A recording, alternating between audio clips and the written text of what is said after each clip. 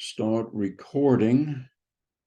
And I'm screen sharing. I hope you can all see the screen. I'm having once again trouble with the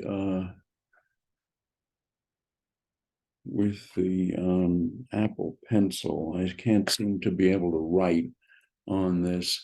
So what I'm going to do is I'm just going to go to the general relativity section and do some new things there.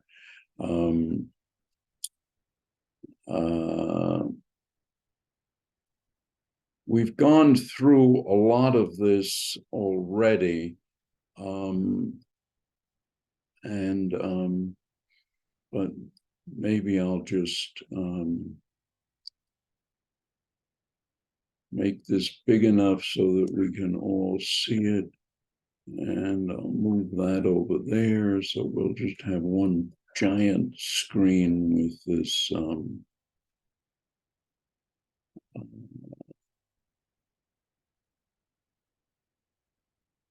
okay, and we don't need to see me. Okay, so once again,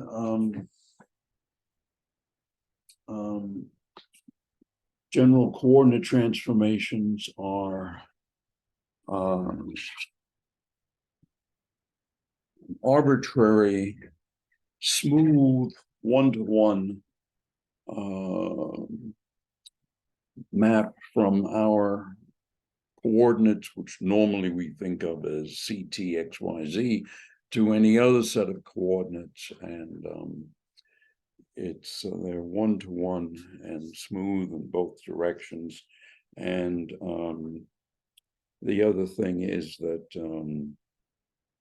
sometimes one needs to, if you want to take a whole curved space and map it,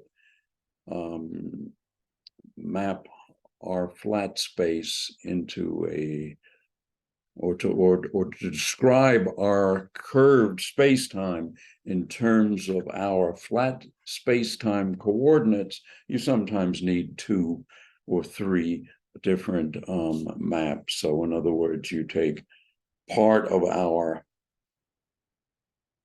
curved space-time and map it into or that is to say, the map from our flat space-time coordinates to our curved space-time is something that might only work in a certain region of curved space-time. And so you might need 2 maps or 3. Anyway, tensors are things that transform simply under general coordinate transformations. Scalars don't transform at all. Vectors transform either like derivatives or like differentials. These are called covariant if they transform like derivatives, and contravariant if they transform like coordinate differentials. Tensors transform like products of vectors. The Kronecker delta is an invariant tensor, so I'm just reviewing some of these things. The marvelous thing about tensors is that if you transform your coordinates under a general coordinate transformation, you go from this form of the metric of Einstein's equations. In Einstein's, we talked about these things last time, but we'll get to them again. If you transform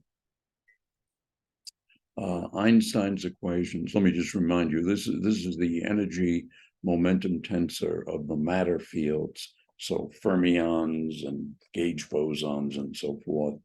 That's Newton's constant. And then here is the Riemann or curvature scalar. This is the metric of space-time, and this is the Ricci tensor, which is a contracted form of the curvature tensor, which we talked about last time. If you transform that to another set of coordinates, you just get the same thing. In other words, in the prime system, it's just equal to this on that. So if this equation is true, so is that. And now the basic invariant of general relativity is this normally written as dxi, dxk. These are our coordinates or any other coordinates related by a general coordinate transformation. Metric of space-time, this thing is invariant. This is like in special relativity where you say that you have here eta, which is a diagonal matrix, -1, +1, +1, +1. The idea here is that the physical space-time is independent of our description of our coordinates. The physical space-time is a curved space-time, and we're describing it in terms of our flat space coordinates. And in particular, the points are scalars. And if we change our coordinates a little bit, the point that they're describing obviously changes a little bit. And that vector then is a covariant vector because it's a derivative of a scalar. P of x is a scalar in the sense that it's invariant under general coordinate transformations. We're describing the same reality in different coordinate systems. And so that's ei of x dxi, and that's a scalar. The inner product of two tangent vectors is the metric tensor. And what do we know? Well, we know that that our curved space-time can be embedded in some higher dimensional flat space-time with one or more time coordinates, which are the -1s, and several space coordinates, which are +1s. I think we can actually make this bigger. I'll go all the way up to 500 maybe. And so that's what I call zeta alpha beta. This is just a diagonal matrix of -1s and +1s, and that's GIK.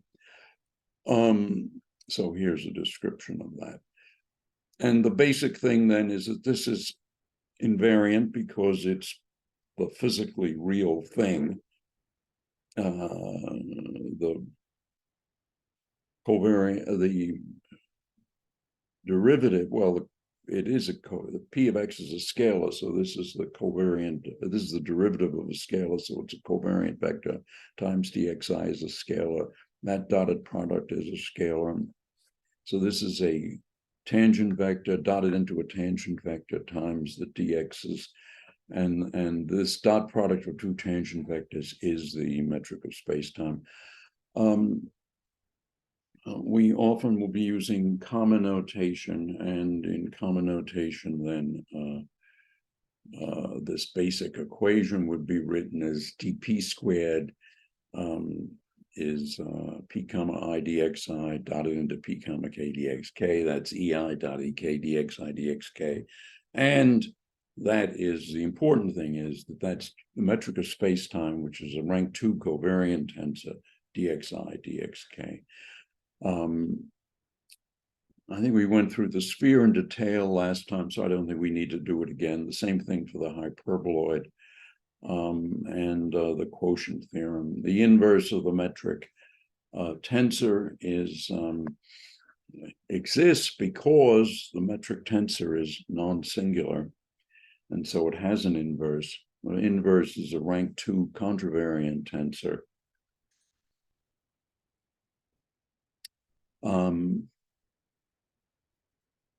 The cotangent vectors are just the tangent vectors with a raised index, so they're multiplied by the inverse of the metric tensor. And the cotangent vector dotted into the tangent vector, again using the metric of the embedding space, Sorry about that. God. Is, well, that E upper I is GIK, E lower k. This dot that is GKL.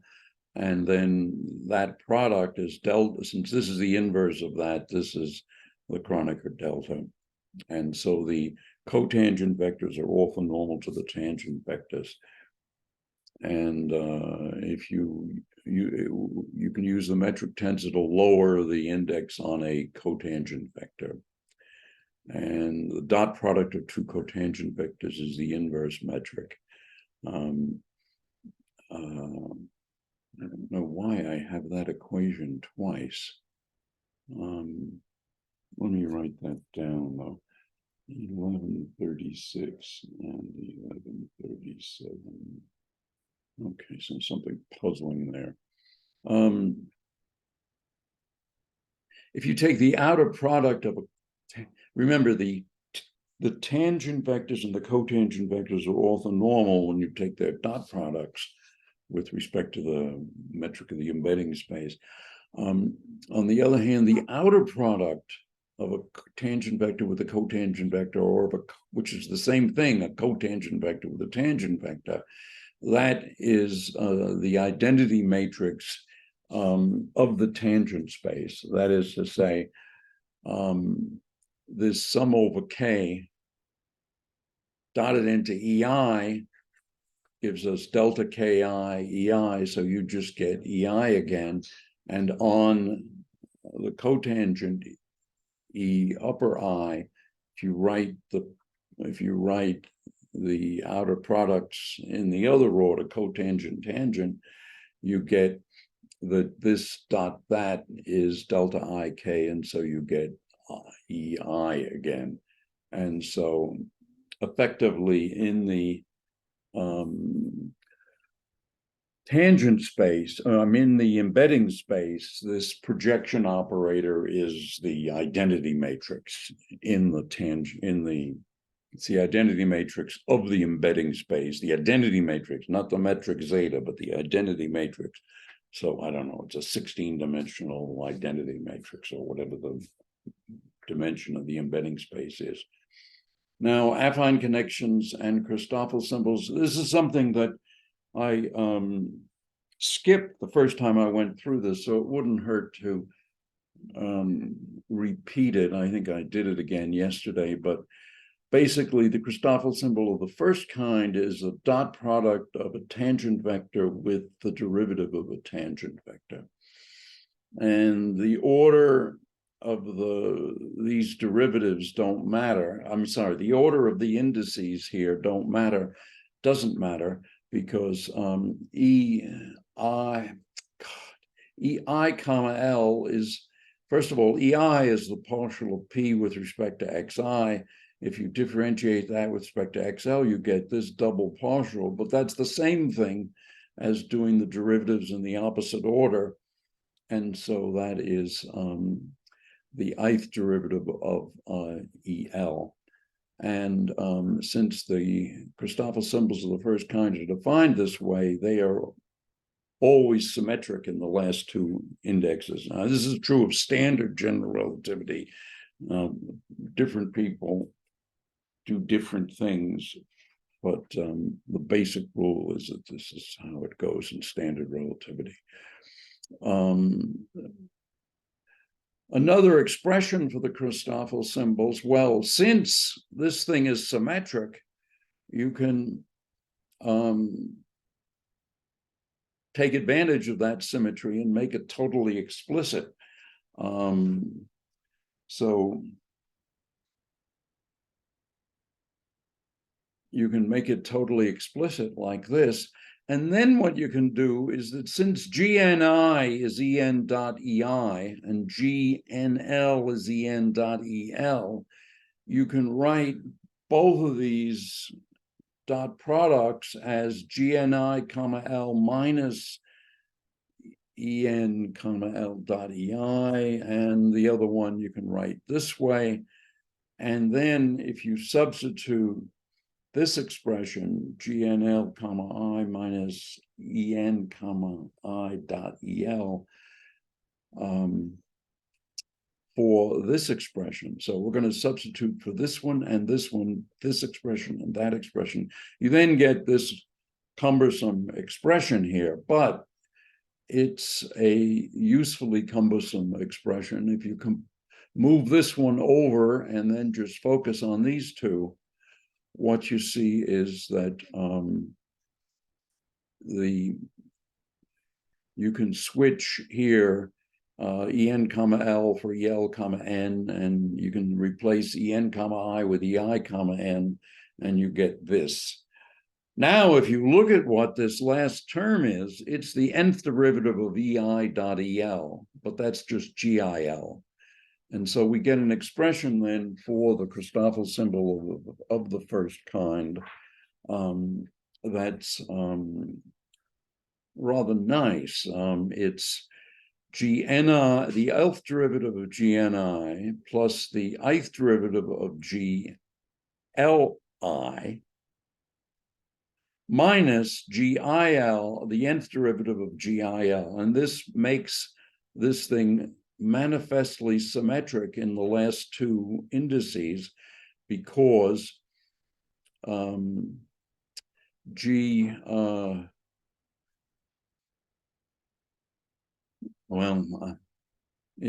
because if you interchange I and L in this expression, you just get this. And then the metric of space-time is intrinsically symmetric. The reason for that is that it's the dot product of two tangent vectors, and the dot product is a symmetric operation. An alternative explanation is that the metric tensor of space-time has one purpose, and it's to give us a scalar when we multiply it into dxi and dxk. And since dxi and dxk is symmetric, any anti-symmetric part of the metric tensor just drops out. The Christoffel symbol of the second kind is the Christoffel symbol of the first kind with one index raised. So you just do dgkn on the one of the first kind, and you get this expression here. And other ways of writing it are this, but and now we see why it is that the Christoffel symbol of the second kind is called the second kind, is because you can naturally define the Christoffel symbol of the first kind, and then you raise one index and you get the Christoffel symbol of the second kind. Let me emphasize, however, the Christoffel symbols are examples of what's called a connection. And a connection is not a tensor. It's something that has various indices that transform like tensors, but then under a general coordinate transformation, it drops I was going to say poop. Anyway, it drops another term, which is actually a term involving a derivative, and that's similar to, for example, in electrodynamics, the four vector electrodynamic potential under a gauge transformation transforms with it gets a derivative of a scalar, and so that's not how a tensor transforms. Okay. So this is something we've been over several times. The way you compute a covariant derivative of a contravariant vector is you make a scalar, you differentiate it, you then take a dot product with a cotangent vector to get something that only refers to our space-time rather than the embedding space. And we sometimes write that with a semicolon. The derivative of the cotangent, the derivative of Kronecker delta is obviously 0, and that gives us a nice relation here that the nth derivative of the cotangent vector ek dotted into the tangent vector ei is the negative of the dot product of the cotangent vector ek dotted into the nth derivative of the ith tangent vector. Anyway, that together with the fact that EI outer product of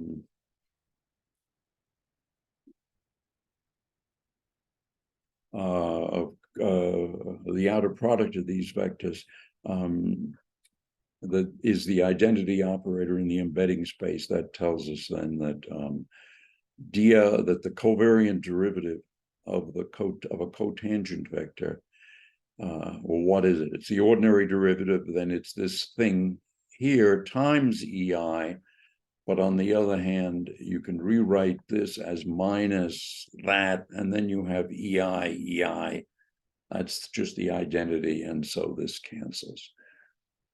Covariant derivatives of covariant vectors, well, once again, you just make a scalar, and you differentiate it, and then you do it, and because it has cotangent vectors, you dot product it with a tangent vector, and that gives you our formula.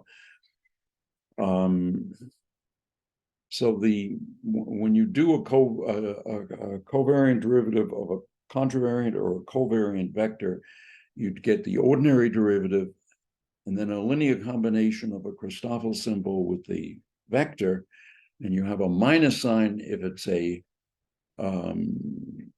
covariant vector, a plus sign if it's a contravariant vector. And you can then see that the covariant derivative of a tangent vector vanishes. And again, it's this same trick that this, by definition, is this expression here, but this is the identity, and so you just get zero. Covariant derivatives of tensors, well, what you do is you recognize that tensors transform like products of vectors, and then well, how would this be? It's going to be the covariant derivative of one vector times the other plus the first times the covariant derivative of the second. And when you multiply that out, you get an expression like this. This then is the rule that applies to the covariant derivative of any rank 2 contravariant tensor. It looks like this. And if you have a mixed tensor, then you get an expression like this. So the lower index gives you a minus sign here. And then a covariant derivative of a tensor with rank 2 covariant tensor, you get 2 minus signs. And that transforms then as a rank 3 covariant tensor. The covariant derivative of the metric tensor vanishes, and that's because our formula, this formula, in fact, tells us it's equal to this, and then you can either substitute for what this is and see that you just get zero, or you can do something that's trickier.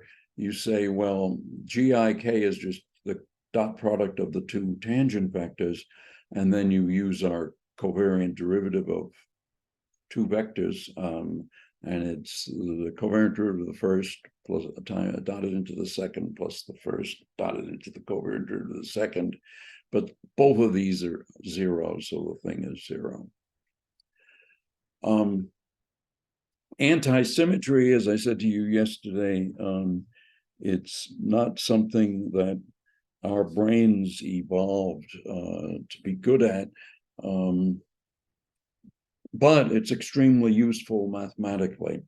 And in particular, if you take a covariant derivative of a vector, well, that'll be a tensor. And if you antisymmetrize it with respect to I and L, and then write down what it is, what you see is that these two extra terms cancel because of the symmetry in the last two indices here. And so in other words, the ordinary curl of a covariant vector is already a rank 2 covariant tensor. You don't need to covariantize the thing. And that's why when Maxwell and Faraday and Heaviside were finishing up the description of electrodynamics, they wound up using something that is an anti-symmetrized curl here, or it's a four curl. And this is then generally covariant. It's a generally covariant second rank tensor. The covariant derivative of a rank 2 covariant tensor is an expression of this form. But now, if the tensor is antisymmetric and you add together 3 copies that are cyclically related, so ILK, anyway, cyclically related this way, what you see is that things cancel, and I colored the parts that cancel. This guy cancels that guy. Why is that? Well, first of all, if you replace IK with KI, there's no change in the Christoffel symbol of the second kind. On the other hand, if you interchange M and L to L and M, you get a minus sign because we said that A was antisymmetric. Okay. And this is then an identity that was discovered by an Italian physicist named Luigi Bianchi. And that means that the sum of 3 ordinary derivatives of an antisymmetric tensor is generally covariant. And so once again, we find that Maxwell, Faraday wrote down the homogeneous Maxwell equations. And these, in fact, are tensor equations valid in all coordinate systems. And in other words, they're fjk comma L plus fkl comma j plus flj comma k. And when you write them down, you get these 6 terms, which identically cancel.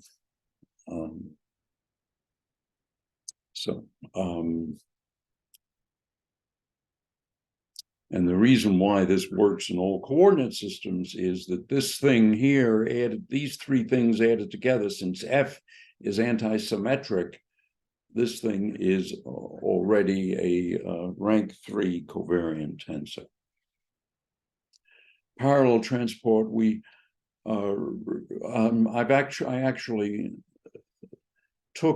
I went looking on the web, and here's an example of parallel transport of vectors. So here we're going to take this red vector and we parallel transport it up to the point Q from P. If instead we went along here, parallel transporting it to R, and then went up to Q, you see we get a different vector. This vector, red vector, doesn't point in the same vector as that, the same direction as that one. Similarly, we could take the one that I actually described in the book, which is the green one, and we can move it in a parallel way up to Q. And what would we get? Well, we get something that is pointing in the theta direction. So it's pointing like minus the red vector. And if we parallel transport that down and then across, we get something that is, now let me try to get something straight here. We get something that is pointing up, that is which is minus the theta direction. And we're to compare that with this green arrow here. All right, well, anyway, the point is that if you parallel transport a vector around a closed loop in a curved space-time, you wind up with vectors that are pointing in general in different directions. And that's how Riemann defined curvature originally. And the idea was, as I said last time, well, let me say what our equations were for how you transform a vector in how you do parallel transport. Well, parallel transport means that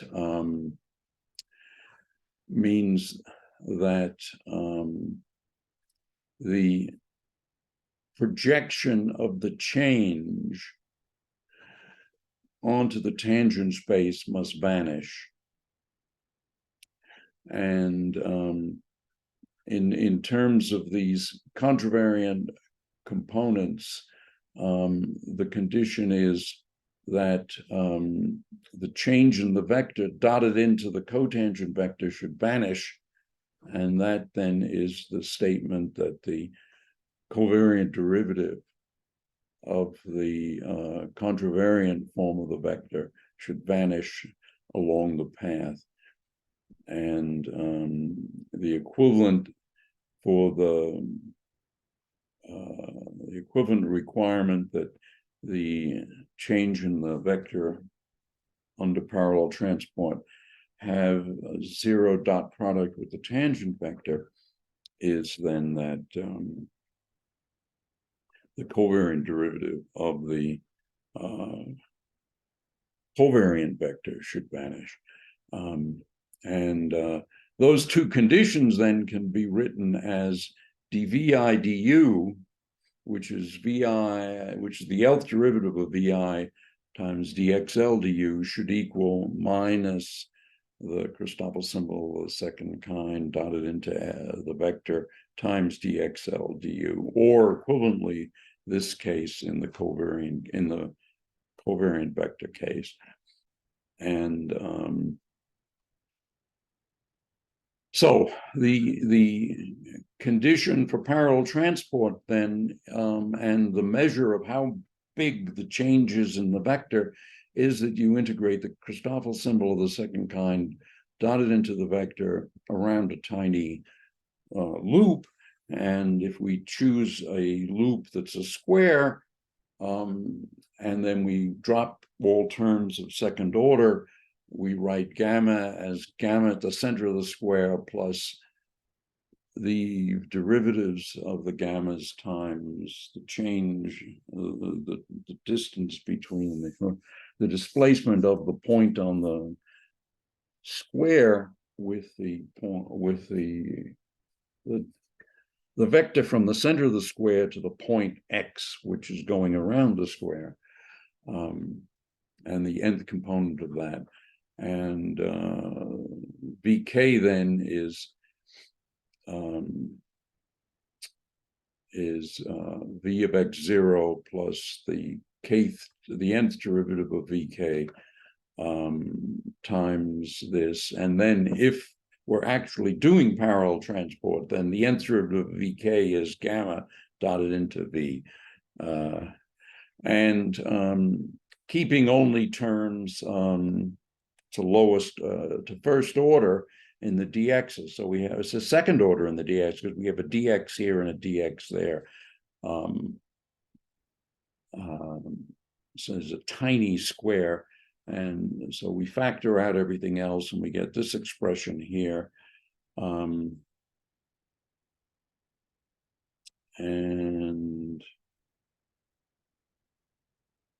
I guess for some reason I changed m and k in this last expression here.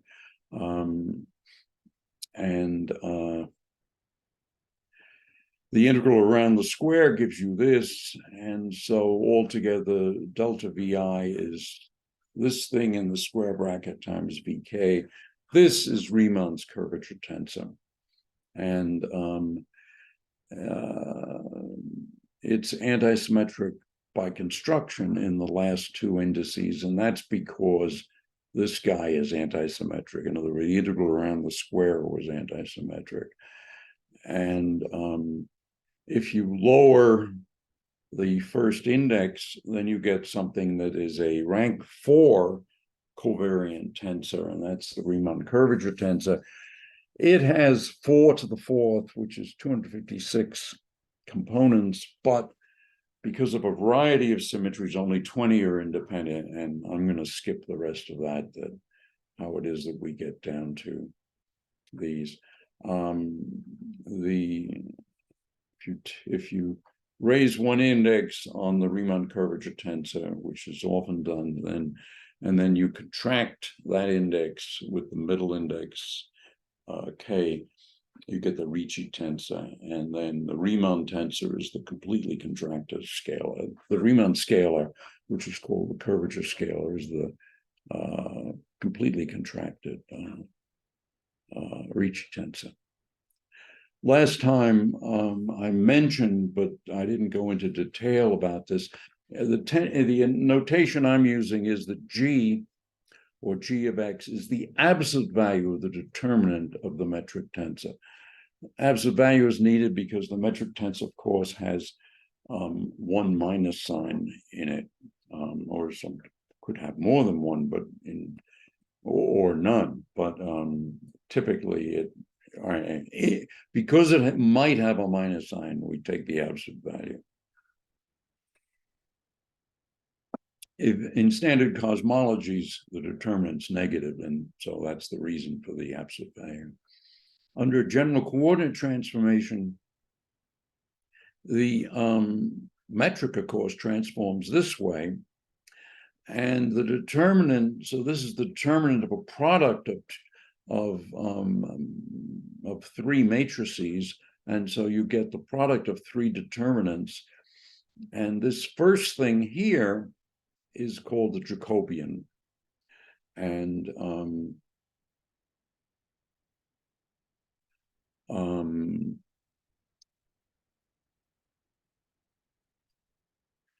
so that's the Jacobian of the transformation. I think we can skip the rest of that, but the important thing is that the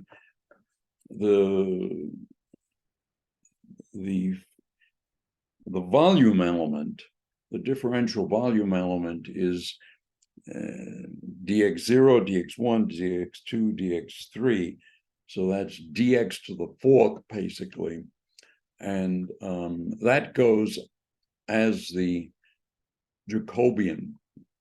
And so if you have a square root of G prime and the change, the volume element in the new coordinates, then you get two Jacobians that cancel each other apart from a sign, and so you get plus or minus this. So this thing here is a scalar, and so what we have here then is something that's invariant under general coordinate transformations, and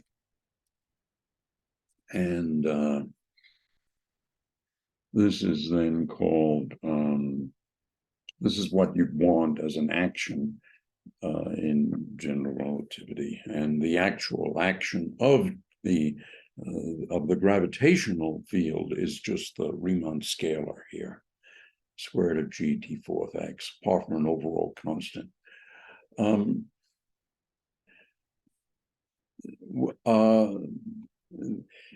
There's a nice simplification that occurs when you compute the covariant divergence of a contravariant vector. What you get is, if you write it as del dot v, then it's the ith covariant derivative of the ith component of the contravariant vector, and it's the ordinary derivative plus the Christoffel symbol times vk. The metric, of course, is symmetric, And when you sum over I, these last two terms cancel.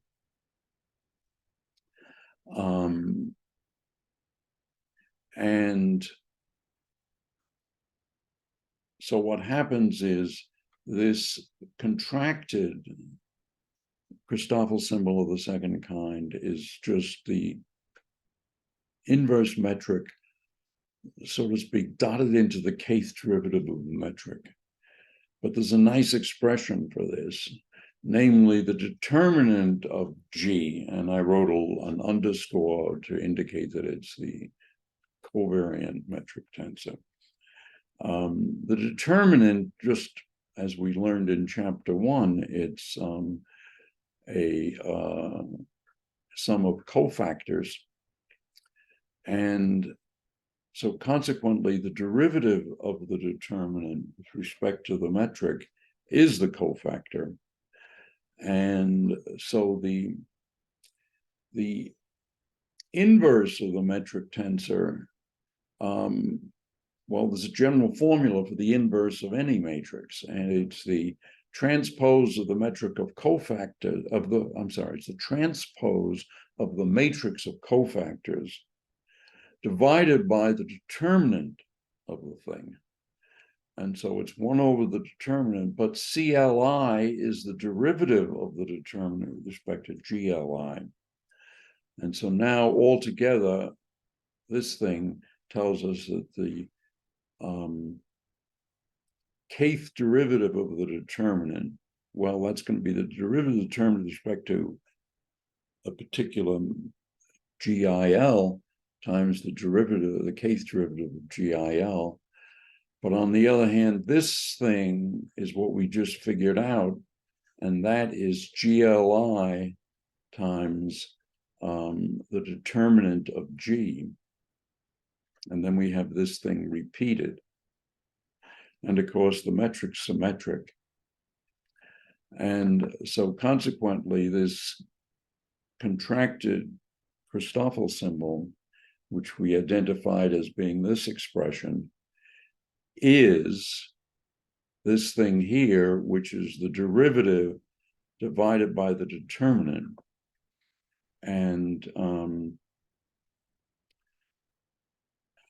now the factor, the factor of 2 comes because we put a 2 here. Oh, and why was it a 1/2? Yeah, well, it's the 1/2 came up. It came up in the very beginning. Okay. So now what we have is this expression, and if we put in 2 absolute value signs, we get this. So this is the kth derivative of G divided by 2G. Or equivalently, it's the square root of the kth derivative of the square root of G divided by the square root of G. And so now we have a nice formula that the covariant divergence is equal to the ordinary divergence plus this gamma times a VK, but the gamma is this. And so we have that expression there. On the other hand, this is a kth derivative, that's a kth derivative. So we can pull the 2 together and in other words, we can write this as VK comma K times square root of G over square root of G. And then we can write the whole thing this way. So this covariant divergence is the ordinary divergence of square root of G VK divided by square root of G. And one can use these formulas to write Maxwell's inhomogeneous equations. These are the ones in vacuum. I didn't want to bring in the matter version, but these are Maxwell's inhomogeneous equations, the microscopic version of them, in other words. And if we write them in generally covariant form, using this technique, what we get is 1 over square root of G, square root of G times the antisymmetric FKL, comma L, and that's mu0 JK. So once again, what you see is that Maxwell and Faraday almost got it exactly right. What they wrote down was not generally covariant, but it's within a hair of being generally covariant. That is to say, if G didn't have any Lth derivative, then it would be generally covariant. But it's close to being generally covariant. Another application is to the divergence of the energy momentum tensor, which itself is intrinsically symmetric. One can, so this is a simpler expression, but it's not what I would call a very simple expression. So it's kind of complicated. All right, anyway. The covariant Laplacian, well, in ordinary space, we write that as grad divergence of the gradient. We write it as grad squared. Sometimes we write it as triangle. In Euclidean coordinates, it just means this. In flat Minkowski space, one often has also a time derivative. So one has the ordinary Laplacian minus the square of the time derivative. If this is a triangle, well, going to 4, we go to a square. So that's more cute than significant mathematically. The gradient of a scalar field, of course, is a covariant vector. You can raise an index, make it contravariant. You can take it, and the invariant Laplacian of a scalar field is this covariant divergence, and we already worked out what such a covariant divergence is. Namely, it's an expression like this. And now f comma I, well, f comma I here was this, and so we get this expression here. So this is what the four Laplacian of special relativity turns into this expression in general relativity. All right, well, that's basically all I prepared, and we've gone about a minute over. I'll wish you all a happy Thanksgiving. Remember, try not to catch anything, look both ways crossing streets. And of course, we live in a country with virtually no gun control. So you've got to be careful. It's bloody stupid not having gun control. And I spent a year in China, and or 11 months in China, and I felt safer there than I do here because they have gun control in China. There are no guns, and or at least ordinary people don't have guns. And in fact, there's even knife control. You can't have a hunting knife unless you get a permit or something. It's harder to get a hunting knife in China than to get a gun in the States. All right, well, enough politics. All right, so I'll stop everything now. Wish you a nice holiday, and remember, I've updated the dates of the homework assignments, so you've got a certain amount of